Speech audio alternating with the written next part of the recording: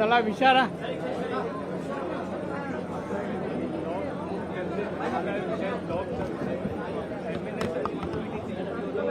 काल ट्विट केलं केला जातोय कारण तुम्ही काल म्हणालात की दोन भाऊ एकत्र येत आहेत तर शिवसेनेच्या अधोगतीला उद्धव ठाकरे जबाबदार आहेत अशा प्रकारचं काल ट्विट केलं.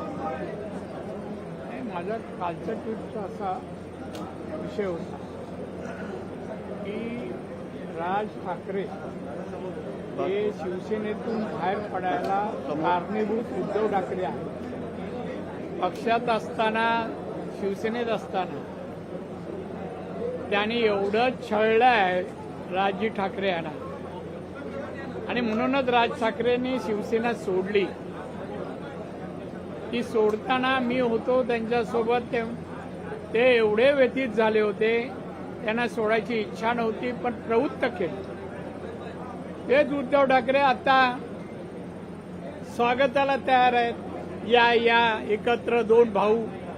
भावाचं नातं एवढे वर्ष उद्धव ठाकरेंनी जोपासलं नाही. कुटुंब म्हणून कुटुंबातल्या माणसांना किती जणांना जवळ केलं उद्धव ठाकरेंनी.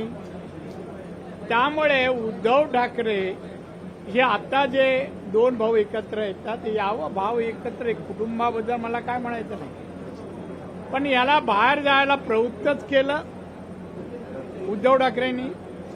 आणि आता मात्र ज्या प्रकारे जाहिराती आणि एक वातावरण आणि आता उद्या विजयोत्सव साजरा करणार आहेत. मला वाटत त्रिभाषिक हा प्रस्ताव मुख्यमंत्री उद्धव ठाकरे असताना त्यांनी तर मंजूर केला आणि आता देवेंद्र फडणवीस मुख्यमंत्री महाराष्ट्र राज्याचे आणि ते रद्द केला. उलट त्यांचं अभिनंदन करायला पाहिजे. तो विजयोत्सव साजरा करायचा 5 तारीखला मेळा भरवलाय. मूल कोणाच्या घरात जन्माला येतं आणि बारसं कोण करतंय असा प्रश्न आहे. देवेंद्र फडणवीस यांनी रद्द केली ऑर्डर त्रिभाषिकची आणि विजयोत्सव शिवसेना उभाटा साजरा करतात.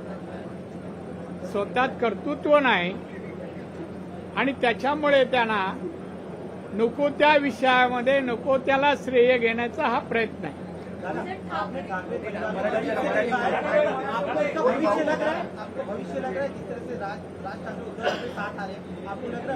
अरे इसके पहले मैं बोल चुका हूँ.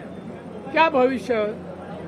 भविष्य इनको होता दोनों साथ में रखे तो इनका विभाजन हो जाता, अलग अलग हो जाते. नहीं तो ये खाली अभी देखो क्या है उनकी संख्या.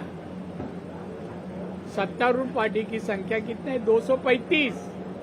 क्या करेंगे? अभी मराठी आदमी याद आए उनको, पहले नहीं. उनके लिए क्या किया? आज मराठी परसेंटेज मुंबई में कितने हैं? 18% ओनली. 1960 में 60% मराठी लोग थे. इसका वजह कोण आहे? मराठी माणसाच्या न्याय हक्कासाठी शिवसेना. मग गेली कुठे मराठी माणसं?